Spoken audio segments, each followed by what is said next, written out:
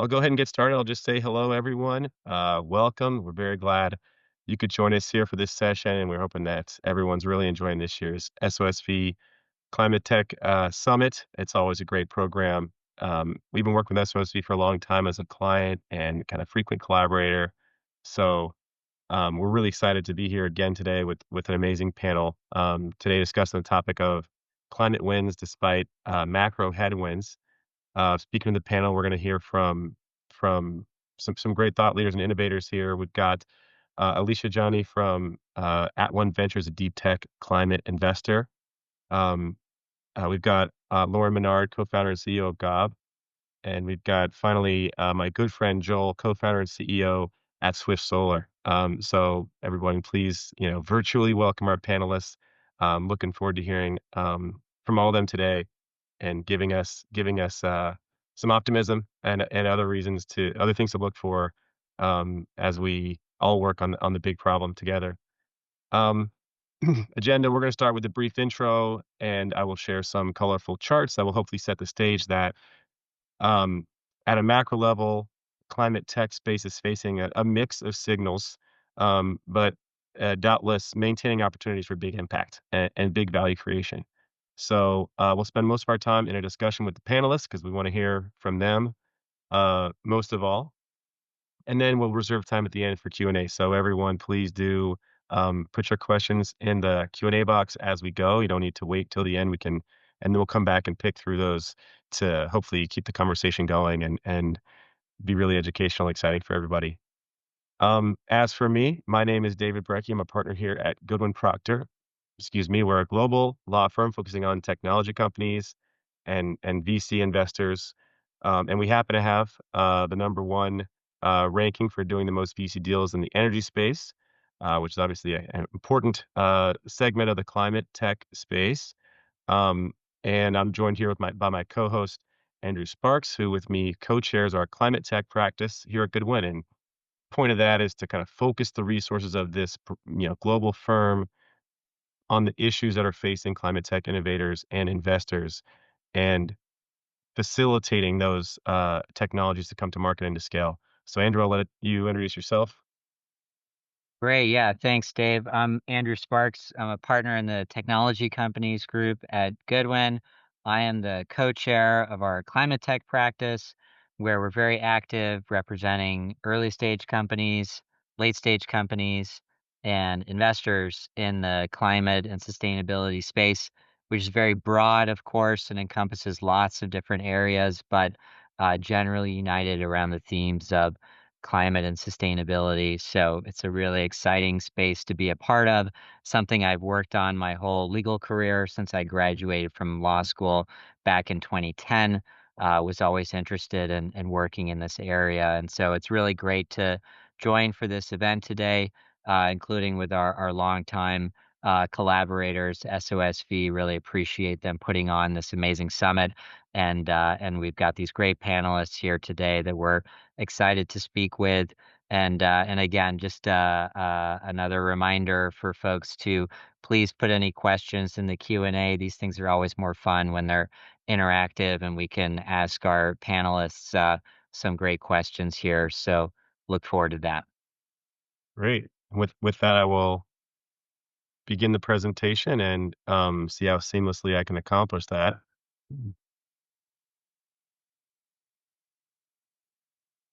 if at all. Okay, great. I think y'all are seeing the screen now. Yeah, so wins for climate despite macro headwinds.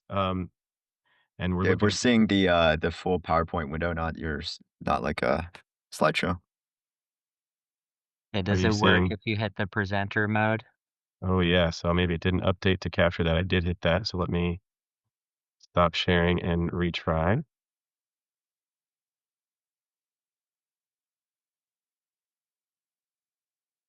Sometimes when you do that, it doesn't want to go all the way. And always with different platforms, you get different ways of doing these things as well. So How about uh, now? so far it just says, "Oh yeah, here we go, perfect." Great. Here's a slide with all the most beautiful slide we have. It features our panelists' faces and logos for their for their companies. So we're really excited to reintroduce these folks to you. Yeah, to move on to some charts. This first one, I saw it in a Bill Gates article. I believe it comes from IEA. And it's what the big takeaway is: projected emissions have been reduced by 40% in 10 years. That's by 2050. Now, if you note the source here, this is the IEA, which I think famously has that chart of projected solar deployments that is always comically low, and we've always exceeded the expectations on that metric. So I'm hoping for similar similar here, but I think that we outperform the IEA's projections in it. But this is good, not great, good. So a lot of work to do, but a lot of work that we've done has made an impact. I think that's what the message here is. Next one, this one is clean energy VC deal activity by quarter, which maybe would be a good proxy for climate tech in general. And you're show and kind of like everyone else, we saw kind of like a surge during COVID and then kind of coming back and renormalizing and even having a drop off in 2024. So that's part of the mixed signal that people are operating in here. Um, Fundraising activity is also a leading indicator. How much money are VCs raising in the space? And that kind of looks like it peaked in 2021. And so we're kind of coming through the end of that cycle where those folks are deploying that money and then we're some down years since then and hopefully turning things around in 2025. Um, this is climate tech VC deal by segment. So you can look at this chart and see, low carbon mobility seems to have a lot of capital deployed there and other areas that are kind of getting money during this time. And you kind of take a look, which bucket am I in, and how do I get a good share of that if I'm trying to raise money. But again, mixed signals around here. So we're not seeing a bunch of tailwinds for everyone, and so you have to look for opportunities where you can find them.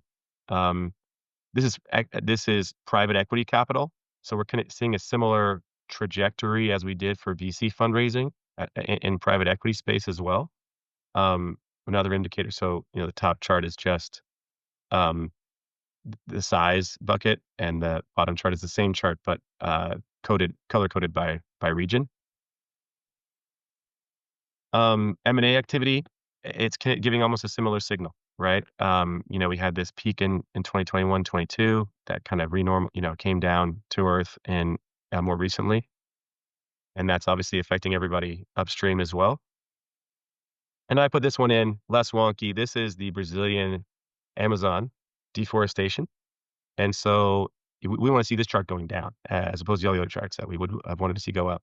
And so, yeah, in the past few years, we're seeing that trend go down. Has nothing to do. Well, maybe it doesn't have nothing to do, but it's a kindred spirit with I think climate tech and other solutions we're working on. So I just want to put this in to kind of feel good that again, a lot of work to do. I think that's a key message, but making progress. So wanted to call that out. Anyway, so that I think is the last of our kind of slides to present here. If I can get that, and I will now stop sharing, and we can turn it back over to the panelists, who I know was the main attraction here. And I'd like to start with you, Alisha. I know you recently worked on with that one putting together a great synopsis of impact on the current policy environment on the space and places where the headwinds are stronger, places where there's actually tailwinds and opportunities. So can you share some takeaways that you have from that research and anything we can look for in that? Yeah, of course. Thanks, David. Okay, so for everyone, yeah, I did some research on the IRA and rollbacks, and aim to predict as well back in December. Um, I think kind of high level, we're in a very different phase of climate policy cycle than we kind of were even 2 years ago. And from my vantage point, there are kind of two major forces shaping climate tech right now. So first, we're kind of seeing this bifurcation in how the IRA and related policy is kind of aging. So you've got consumer-facing incentives that are rolling back or stalling a lot faster than expected initially. On the other hand, however, you have this investment into manufacturing, reshoring, kind of supply chain capacity that's actually proven a lot more durable and in some parts is even accelerating. So that's kind of the first dynamic. And then the second one, just kind of across the board, is that, rising interest rates and like a higher cost of capital is forcing a lot greater discipline. I think founders and investors are being more selective in kind of how they spend, how they raise, and are generally just more focused on manufacturability, deployment, and operating performance than we've seen in the last couple of years. And so just to kind of pre-frame my thoughts, like, I guess together I would actually argue the spirit of the session is the wins, and like, what's going well. I would argue that these forces have actually turned what looks like a slowdown on the surface into something that's actually a lot healthier, which is just a period of consolidation and maturity. And I think that's something that's going to strengthen the foundation for any kind of climate impact in the long run, because this is not something that we can just do and then let go of, right? Like, we're trying to build a new industrial economy here.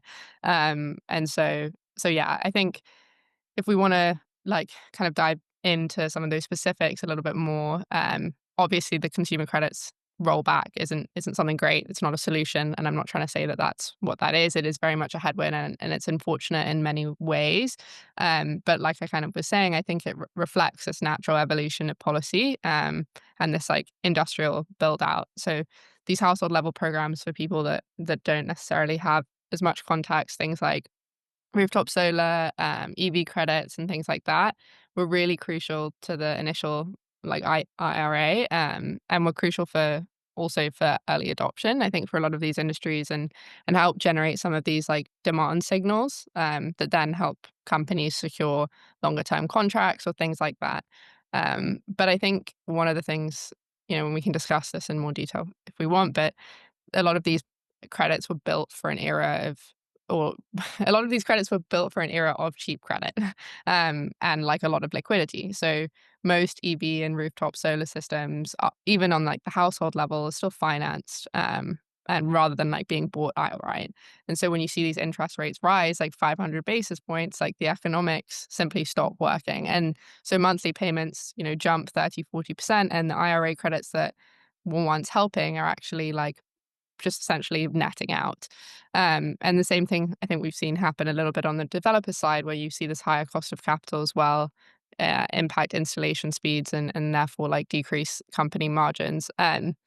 So that's the consumer side. And then back to this kind of bifurcation on the industrial side, you've got these credits like advanced manufacturing credits, things like that, 45X, and insert other number here, that have basically, in some ways, accelerated. And those are incentives that I think from a government perspective or from national policy perspective are directly tied to like job creation, factory construction, and national competitiveness and supply chain reshoring in a lot of industries where we currently have a lot of foreign import reliance. And so those kind of credits have endured in the IRA. We're seeing more investment. Even actually, I think the Treasury allocated about $6 billion just a few weeks ago, to some of these credits, for critical mineral refineries and steel plants and things like that.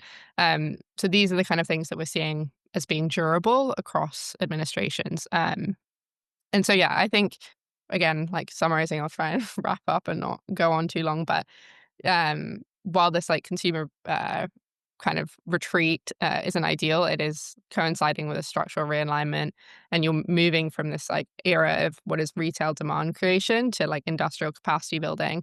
And so policy support, things like that, are really focused on where it overlaps with national competitiveness. And I think for me, actually, like as an investor, that's really exciting, because that's again what sustains progress across political cycles. And ultimately, like, if we can bring down the cost of making these materials, right, then that will eventually trickle down to the cost of the consumer as well in the long run. And so, yeah, I think the incentives, the system is just testing who can deliver. And to me, this is actually what, climate tech's maturity looks like. Yeah. So I'm like cautiously optimistic, actually, about a lot of the signals we're seeing in the policy landscape. There are definitely ways to pass it, but yeah.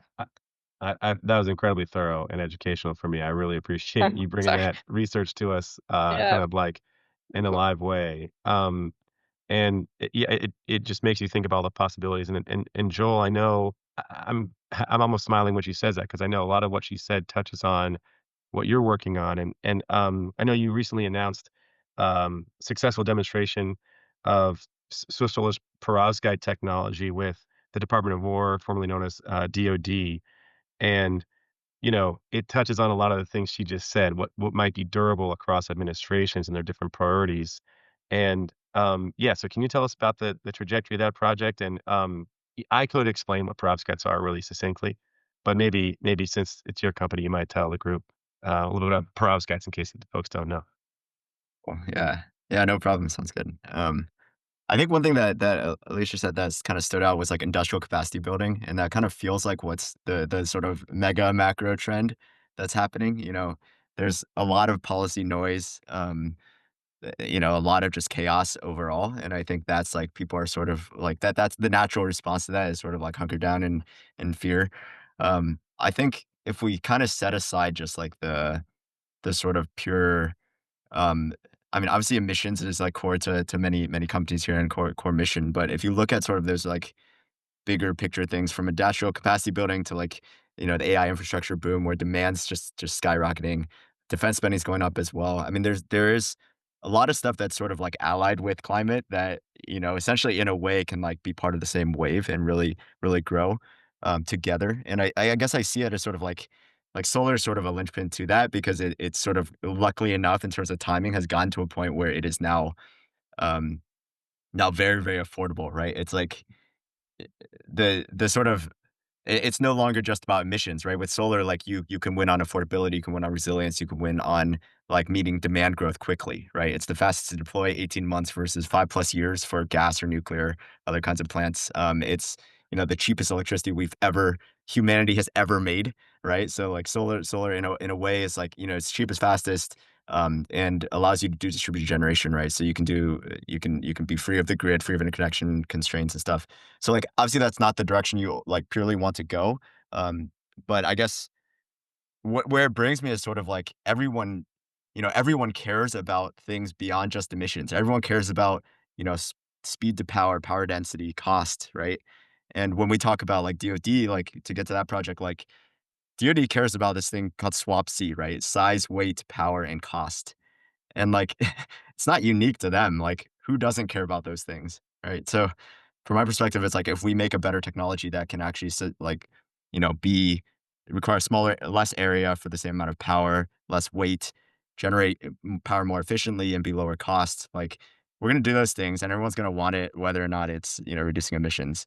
So, I guess, like, that's really what tandems are about. So, our company focuses on making perovskites, right? Which is like a silly sounding word, but it's basically a new kind of semiconductor that you can stack on top of silicon, a traditional silicon solar cell, and use it as what's called a tandem cell. So it's two cells stacked, and the top cell, the perovskite cell, absorbs the higher energy, like visible and UV light, and transmits the infrared light to the bottom silicon cell to absorb there. So by splitting up the solar spectrum, you make a more efficient cell. So you get more watts per square meter. So it's exactly that point, right? You get more watts per square meter. So the power, you get more watts and the size part, you get more watts per kilogram, the weight side. And because you have more watts per square meter, you need fewer installers less labor per watt. You need less land per watt, less wiring, everything else, right? So in that sense, it's like by making a more efficient solar panel, we're having leverage on everything else, right? In the kind of dollars per kilowatt hour of solar, and therefore per kilowatt hour of everything for decarbonization. So anyway, the DoD project was a first step in that direction. We were basically deploying on a microgrid as part of an Army cyber defense exercise, like an AI-driven cyber defense exercise. We were powering part of a microgrid in Virginia Beach, and the idea was, let's get new technologies that are going to power the next generation of, military operations as well as civilian operations, and start getting that technology into the field, generating power for something useful, and see how it performs, right? So it was a very short, kind of couple week sort of deployment, but it was the first deployment of perovskites operationally with the DoD in the US. So that was pretty cool. We kind of checked a few of those boxes, got to TRL 7, and we're excited to get some of those early results. And I think that's going to be a big part of what lets us sort of take off and start scaling this commercially. Did they let you and the team get fatigues and go out there and full gear or no? Not this time, not this time. Okay, Maybe next if we time. generate more than a few hundred watts for them, they'll Hmm. yeah, they'll let us do that. That that's great. Yeah. So I think, your point kind of super aligns with Alicia's, which is, hey, we were always creating value, right? In a number of ways. And so we're kind of focusing on saying that just directly. And that's the appeal as opposed to the kind of bigger climate appeal, which might be what um, keeps us up at night. Um, yeah, as your to your point, Alicia, is maybe healthy to do.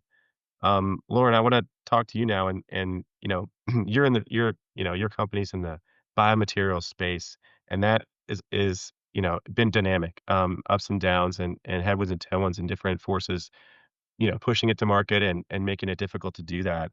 Can you tell us about what you're working on at Gob and what the lens is telling you about the state of biomaterials and what's coming next for y'all?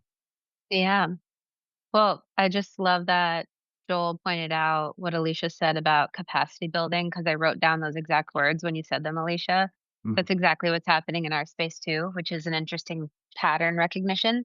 But yeah, just to kind of like peel back some layers because if you follow climate, that doesn't necessarily mean you follow materials.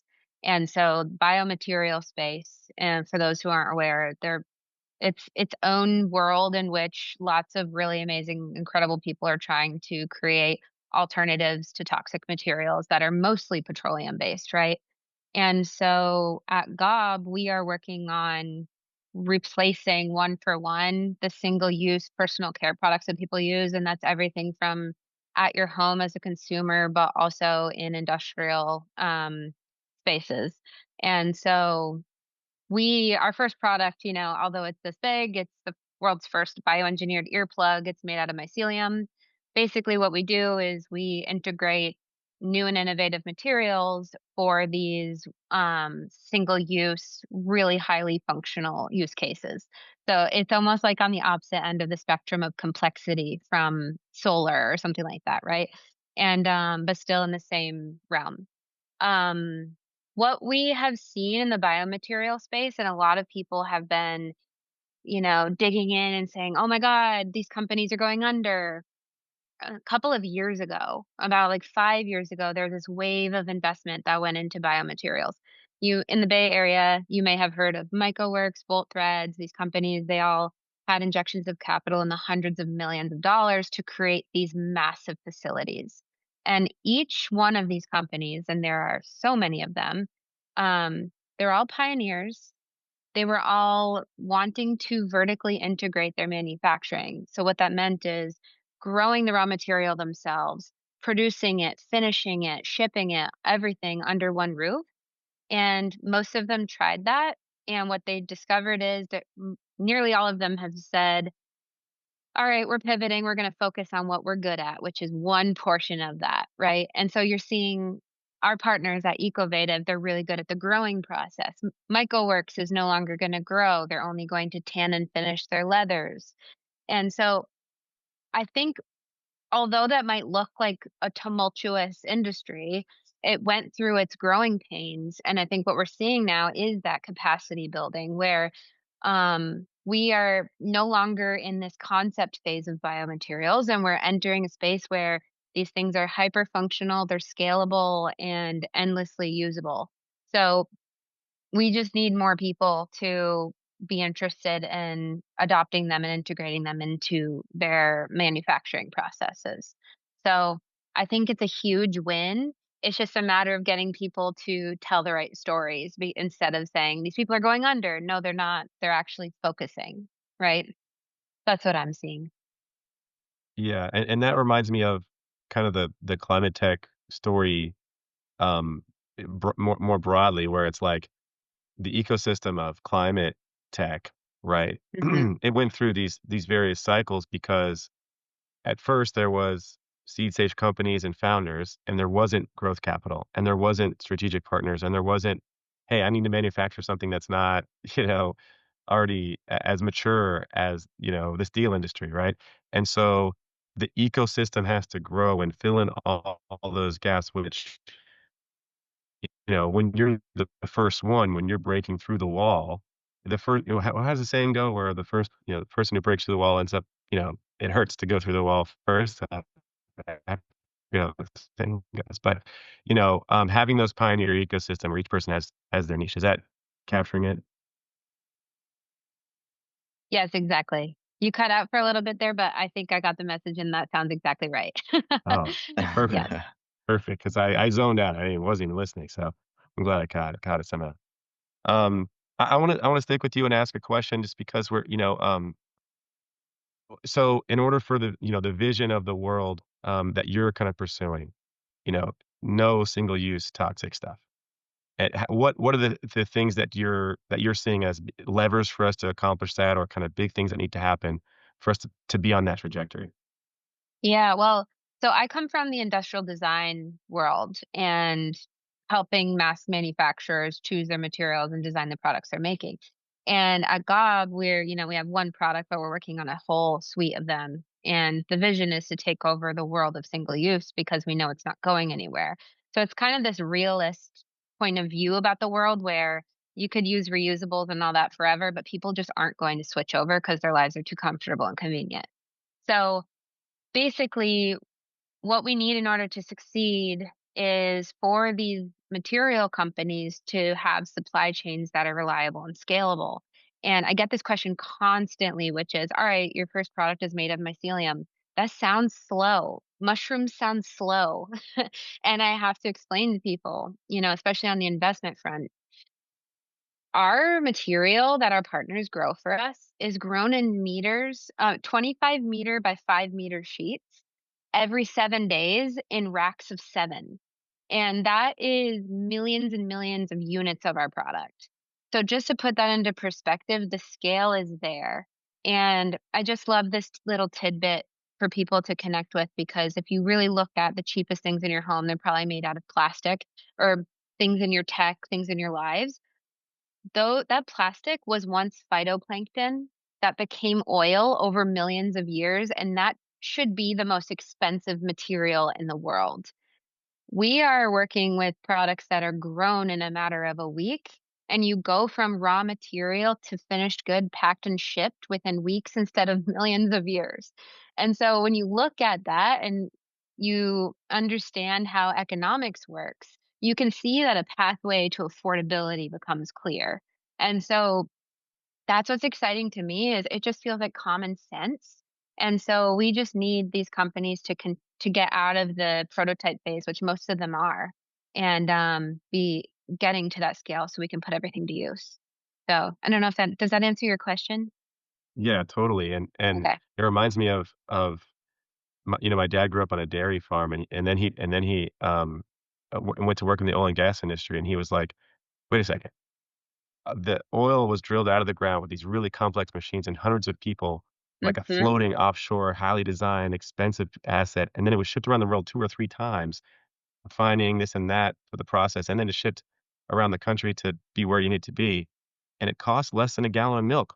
Like, I should have stuck in the dairy I should have stuck on the farm. That was you just had it right there. So, yeah, I mean, I think the point being is, like, actually the process that we're designing is simpler than the alternative, right? So in theory, if you kind of, um, account for that industrial head start this other industry has had, our costs will be lower, and this will be a competitive product. So, Yeah, um, that's exactly right. And I love do it. think there are also like some really nice trends that are, in Lauren's favor, in the favor of Swift Solar as well. To start growing awareness around, the plastics crisis that we have, attempts at possibly an international treaty on plastics, but I think even just more of like lay understanding for day-to-day folks about the dangers of plastics and how it's getting into our blood, into our brains. So growing awareness around reduction of plastics, I think is a developing trend. That's something to pay attention to, and then around solar and wind, it's now the cheapest energy for the grid. And to quote Tom Steyer from galvanized climate, clean energy is now cheaper, faster, and decisively winning when competing on a level playing field. And there's, a lot of talk in sort of the attention economy about these things, but, you just have to look at the great state of Texas, for example, where Texas is now America's largest wind producer, and it's also a national leader in solar. Um, and there's even some important data points in Europe, for example, where I saw that a decade ago, solar was just 3.5% of the energy mix in the EU. And this past June, solar became the EU's primary source of electricity. So these are trends moving quickly, despite some of these kind of macro headwinds. But yeah, Dave, turning it back over to you. Well, I mean, yeah. So yeah, and I'll turn it to Joel. And Joel, what do we how do probs? I mean, a lot. I mean, I think to Andrew's point, um, solar and other renewable energy sources are becoming a greater contribution to the mix.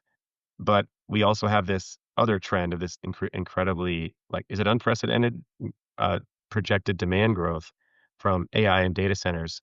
And I know you have a plan for that, so I'm trying to hear what you have to say about how perovskites are the answer there too. Yeah, I mean, lots of things to we could lots of directions we could go there. I mean, to Andrew's point and your plot earlier, Dave, like there's the IEA is like notoriously crappy at predicting solar growth, right? It's always like this, and then the reality is like this, and every year, right? And they're actually saying by 2033, solar will be the dominant electricity source in the world, right? 2033. So like finally, right? That's they're kind of getting on the same page as reality, which is cool.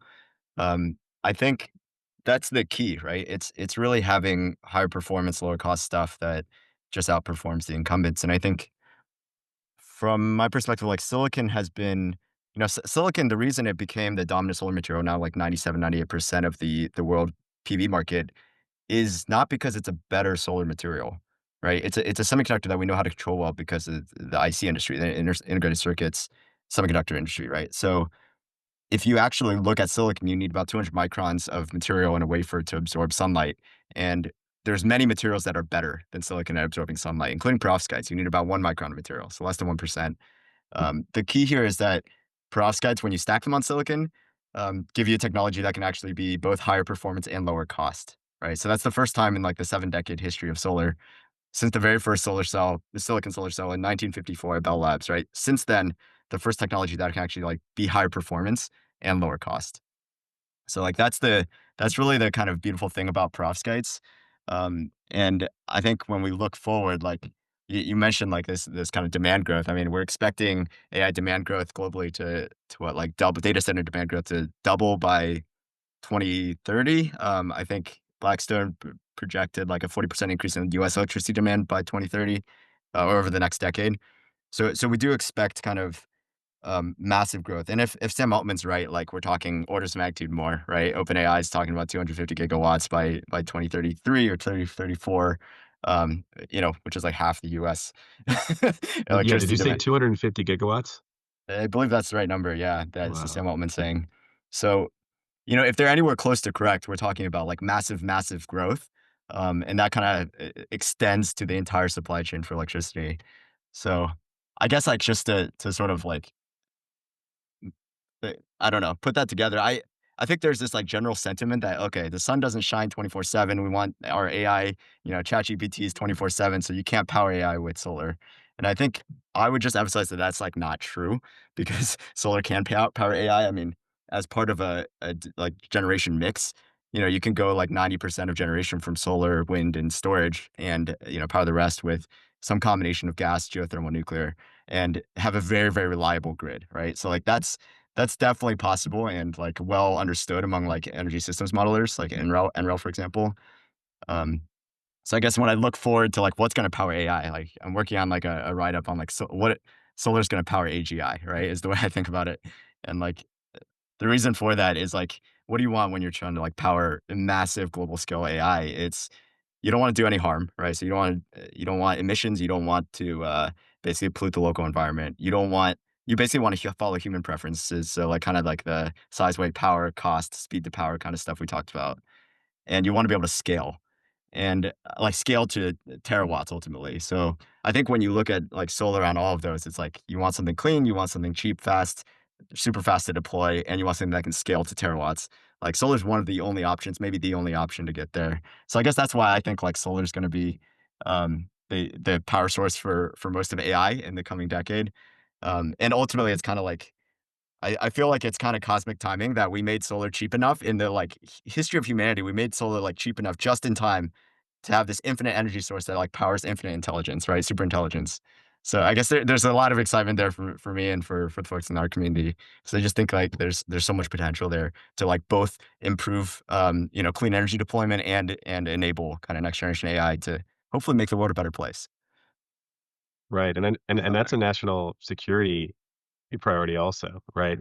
Having, you know, domestic energy production, solar being, yeah, obviously the supply chain is global, but it's being produced locally. Um, Yeah.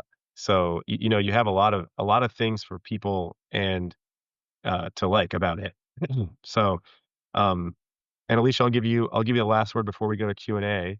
But we can talk. I only made these rules up as I went. But, from the investor perspective, um, when you're hearing this, I mean, are Lauren and Joel, saying things that line up with what you're saying? Are the opportunities here? How does it change, how you look at a company you're choosing and how you kind of help them go after you've chosen them? Yeah, I actually think that kind of perfectly align, like with a couple of things that both Lauren and Joel said. So I think it was really interesting, Joel and Lauren, you both use this kind of framework that we use internally at One, maybe because we all have like some degree of science background. I don't know, but when we look at companies, one of the frameworks that we kind of use is this. We're looking at early stage companies. So a lot of times you don't have like proven economics. So in the absence of that, you have hopefully the beginnings of a proven scientific method or process. So we'll look at things from a perspective of matter, energy, space, and time.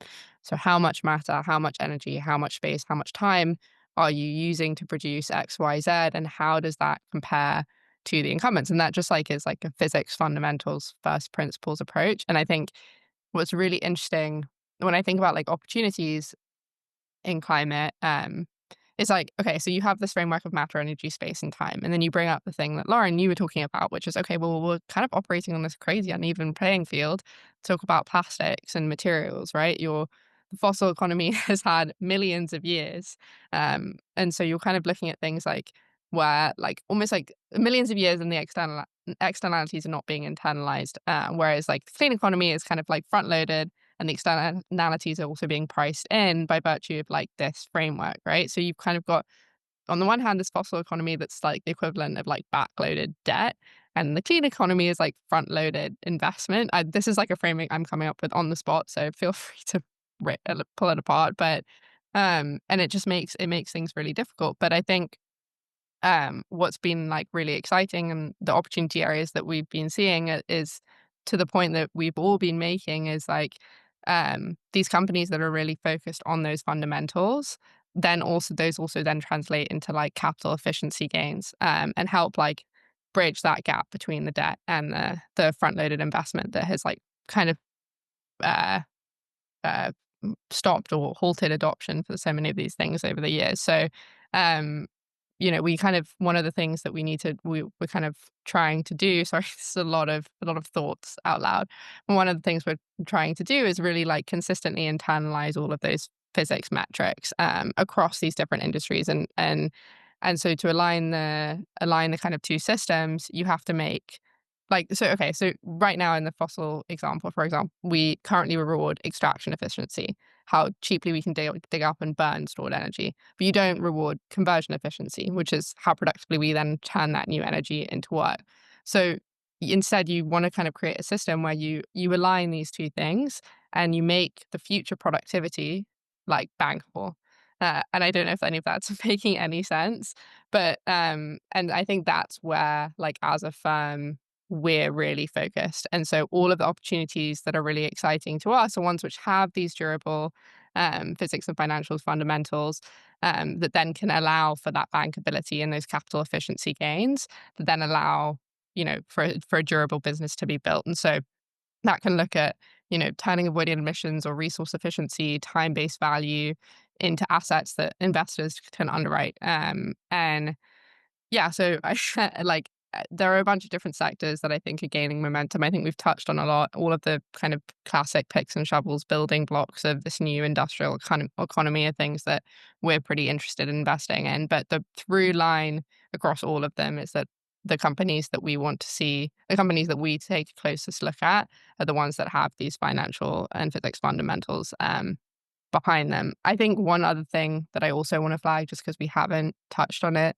a lot during this session yet, is the opportunity space that is kind of independent of any individual sector, but actually in the capital stack itself. And maybe this is more kind of unique to like my job, but I think, as founders, like you guys are thinking about this too, right?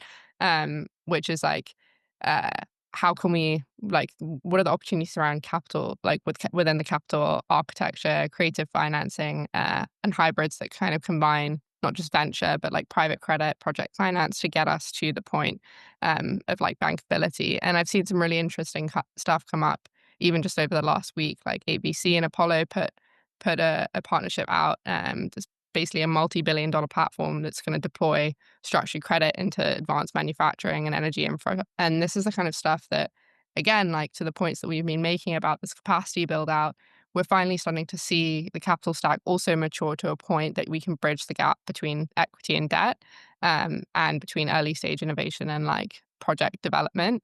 And so that's also like one of the things that I'm seeing as a really positive signal around the space, because you know, even amidst all this volatility in the government and with changing tariffs and incentives and all of that, like the fundamentals are aligning. We're seeing these credible technologies, like those things that Lauryn and Joel are building. We're seeing smarter capital, and we're seeing like an environment that is increasingly rewarding execution. And all of these things are, again, like to me, signs that we're entering this period of durability, maturity, um, that means hopefully we can actually stand up and scale a lot of these things to have any kind of impact.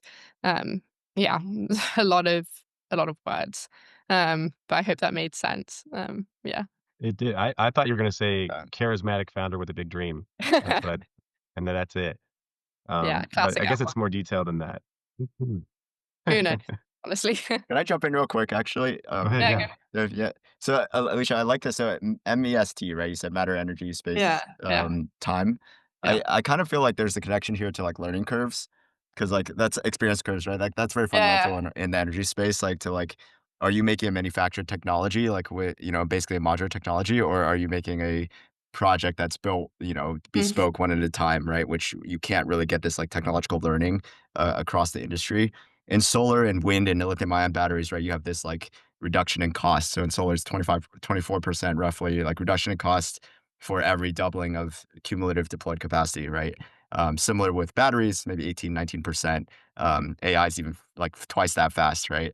I think with Lawrence technology, probably you get something similar, right? And in all these cases, you're comparing against sort of an extractive technology or something where it's sort of, it has some cost floor that's more fundamental. But with any of these like modular manufactured technologies, you could see as you go up in scale that, you learn how to make it more efficient. The performance more efficient, so per unit is cheaper. You learn how to make the factory more effective and higher yield, and you make it larger and so on. So you get all these economies that basically end up in a reducing cost curve as you mhm. go, right? So like today is the worst it will ever be from a fundamental standpoint, and like that's just not true of many of the traditional technologies. So I think we are like in a very good place, like all of us. Very true. That's worth keeping in mind, like just gotta stick with it, and it's gonna get a lot better. Yeah, I think that's such a good point. I think, yeah, we have the advantage of having the fundamentals from an impact perspective, like align with economic fundamentals when you think about how you assign resources. And so, yeah, in the long run, like all of these companies, should you be winning on any one of those, categories, should be cheaper. Like, and it's just a question of kind of, so that very strange analogy of like the backloaded debt, like it's a question of there being enough scarcity or enough like external market momentum to then like push us towards that transition, right? So we're seeing that now with the US policy and focus on, reshoring manufacturing, not because we care about, or the government particularly wants to care about climate, but because they can care about being able to compete on a geopolitical front, right? And they care about national security and all these things. So you'll see it once we see enough of these levers pulled, and I think we are starting to see them pulled, like you'll see that happen, because you're going to be forced to start taking into account like all that debt and that load. Yeah, so I agree. Yeah, Yeah. it makes me think about, so I guess one thing that's jumping out to me is we don't wanna build our businesses based on, factoring any policy incentives because those winds can change, and it's also saying that, "Hey, at principle, we need subsidies or we need favorable, policy." And, that's what made me think about Lauren's company, and I think, do I have it right that you guys are, almost like a platform technology where, you're gonna be able to target a lot of different single-use products, and so now maybe at whatever state, at the stage now, you have choices, right? But it's a decision too. I mean, you have optionality about which areas to go with, and you mentioned the earbuds as a starting place. So how do you think about all the, different signals in terms of, hey, where you're making your next, kind of push to get products in the market and to get revenue? Well, there's no lack of pollution, so replacing polluting products is, like, so simple because you could just look in any direction in your home and there's something to replace, but, um, yeah, I have to say, like, the UN Plastic Pollution Treaty, when it didn't go through, is pretty disappointing. We were signers on that, signatories or whatever the word is, and we're pretty disappointed about that, and, but there is a lot of optimistic, um policy regardless of that, but that was kind of like the big one that people are still pushing. So I do hope, I know Andrew, you mentioned that earlier. I do hope for that to go through. But when it comes to how like the opportunities we see and relating that back to what Joel and Alicia have been talking about, I would say we are a platform and the things that need to be true for us to move forward. In a sensible way are, the companies that are making the materials, they have to be reliable, right? And most of those are onshored and works in our favor because that means that we do not need to go across borders in order to get our raw goods in order to manufacture. We also have the constraint, this was a constraint we set on ourselves, that anything we manufacture the material that we choose to replace whatever we're creating. So for example, we're replacing polyurethane foam with mycelium. Like anything we produce has to be able to be manufactured with existing manufacturing infrastructure. If it doesn't, then that's too much R&D, that's too much time, that's too much wasted capital.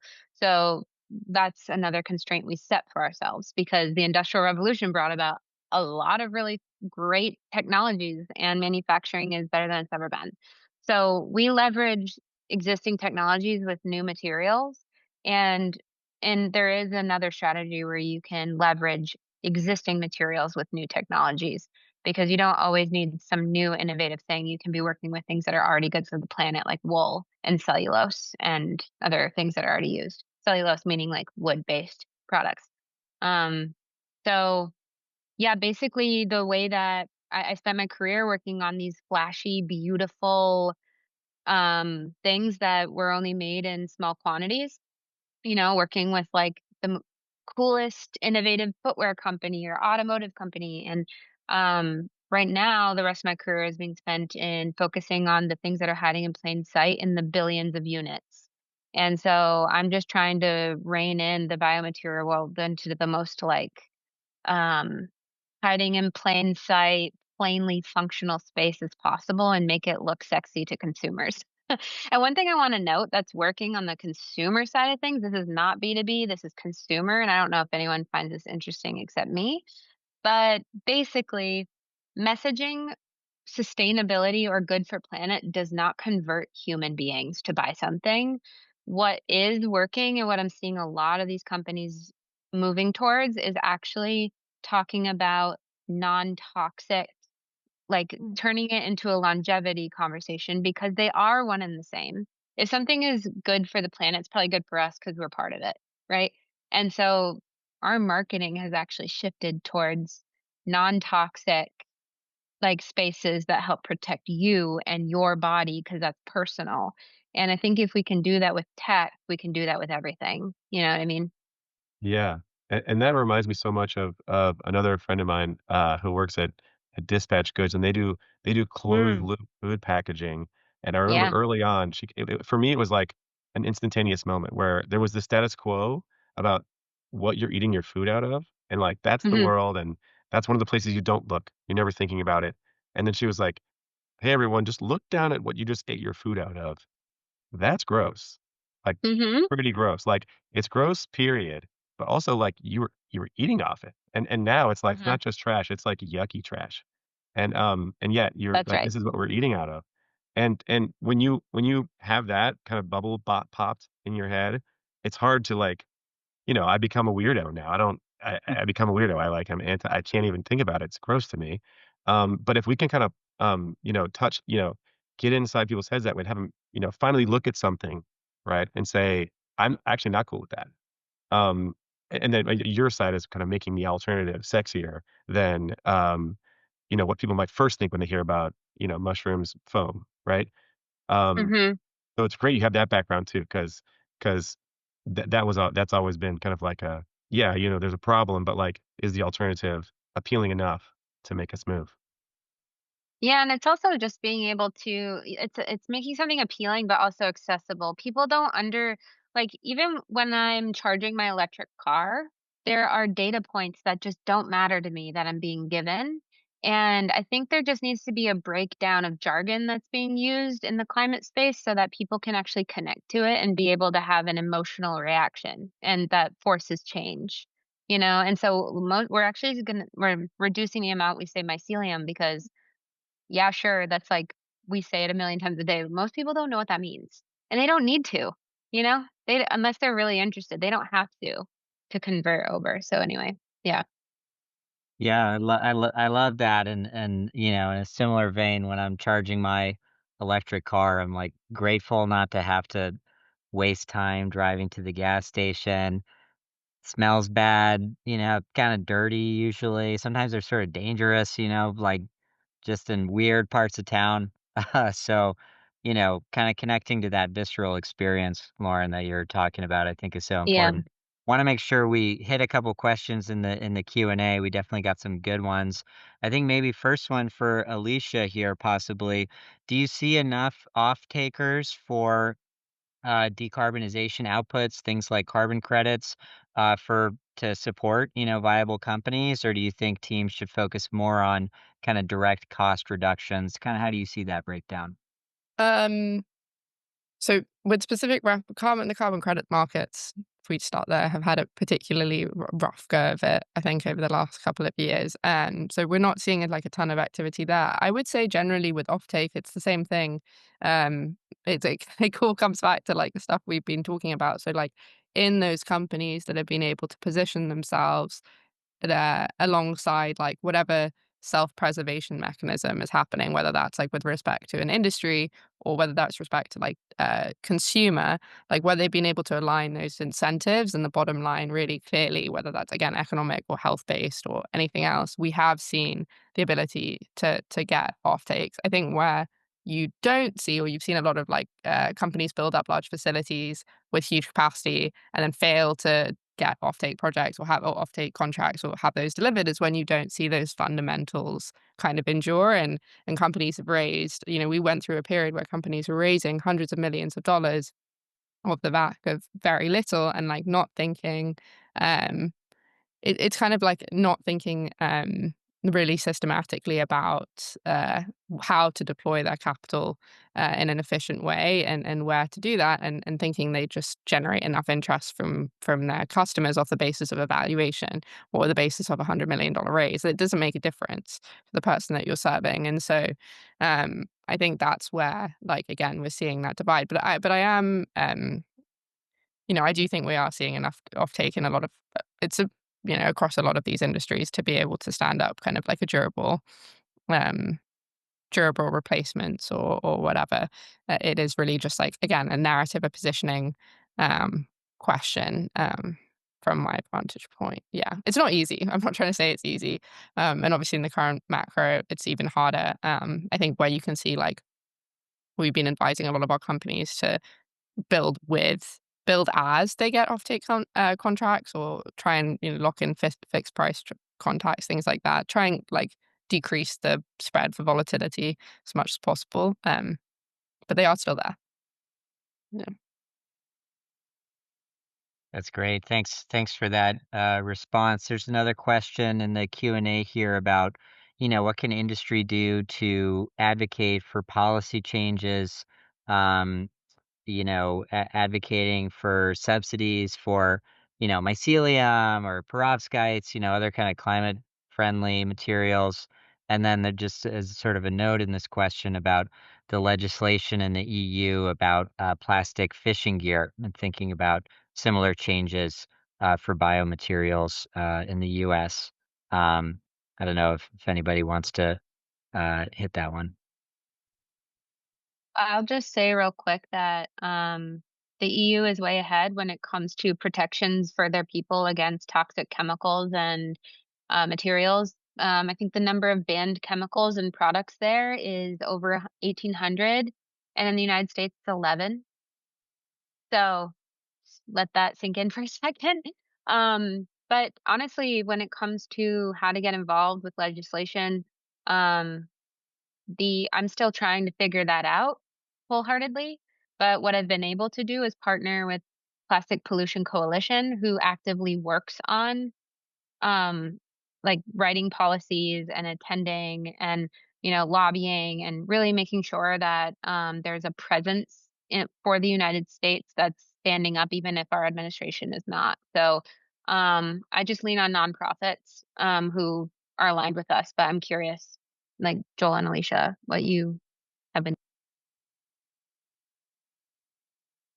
Yeah, I mean, I think the coalition leverage stuff makes a lot of sense. I also think, per David's intro, voting for anyone that is in the US and can vote is like one of the most powerful things you can do. Getting smart on, like, what are the small, what's the fine print on these bills, and, like, taking time to do that is incredibly important. I also think you can engage not just at the legislative stage, but kind of like at the rulemaking stage, because a lot of decisions actually happen after bills are passed. So you can kind of submit public comment letters, partner with like trade groups, kind of like at least like RPE has like requests for information sessions and things, and those can, like, that's like a direct line to the funding priorities or funding parties that people often don't, I think, engage with as much or talk about so much. And now it's obviously after a bill's been passed, but the way that like the nuance and how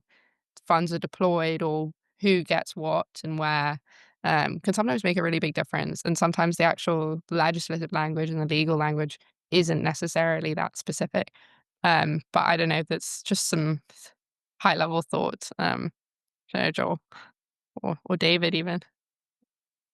Yeah, I don't think for us, I don't think there's like a single like right answer for how to do policy. Like we work with a government affairs firm, and we talk to congressional staffers, and we talk to DOE staffers and DoD folks, and a lot of it's about education, a lot of it's about kind of showing what we're doing and just like kind of making people aware of what's possible.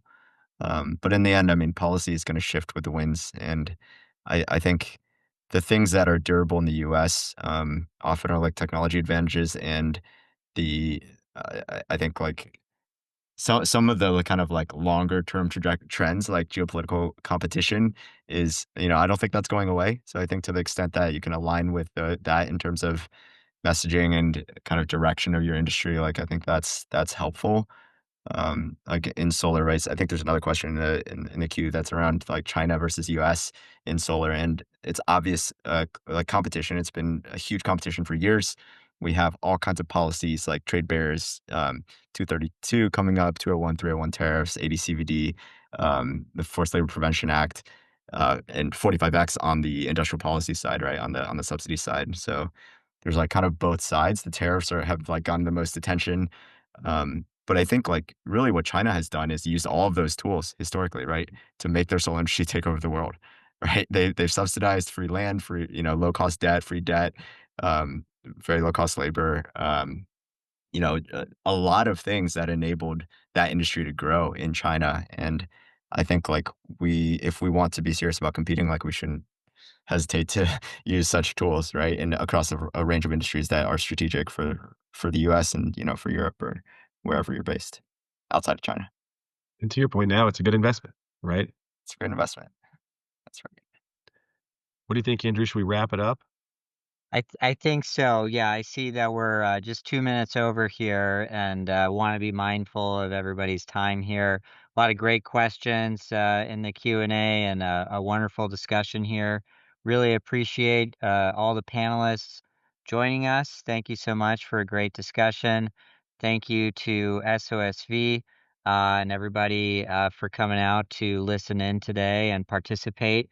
We really appreciate it, and folks can feel free to reach out on LinkedIn or otherwise to anybody here on the panel, and otherwise look forward to the rest of the program here from SOSV and the great team there. Anything you wanted to add here at the end, Dave? No, that was great. I'm not, you stuck the landing. I'm not going to do anything after that. Wonderful. Well, yeah, Thanks, thank you everybody. again, everybody, for joining. Great. Thanks, guys. Thank you all. I appreciate it. Sure. Thank Bye-bye. you.